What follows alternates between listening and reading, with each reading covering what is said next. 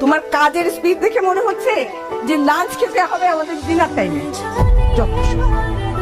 তোমার মুখটা এরকম সবসময় হাড়ির মতো বানিয়ে রাখো কেন? হ্যাঁ, তোমার হাব ভাব দেখে মনে হয় বাইরের সমস্ত কাজকর্ম করে তারপর বাসায় এসে আবার রান্না বান্না করো। এত কষ্ট দিই তোমাকে, একটু হাসি খুশি থাকতে পারো না? আরে আরে কি করলা এটা? এতগুলো পানি দিয়ে দিলা। তোমার বাবা যে এত ঝোলালা তরকারি পছন্দ করে সেটা তুমি জানো না? এতদিন ধরে বলছি তোমাকে। আচ্ছা তোমার মন থাকে কোথায়? হ্যাঁ, একবার করে এক একটা কথা বলি তারপরে তুমি এগুলো মনে রাখতে পারো না? তোমাকে আমি তোমার মনে কফি বসাও, তবে সরাও।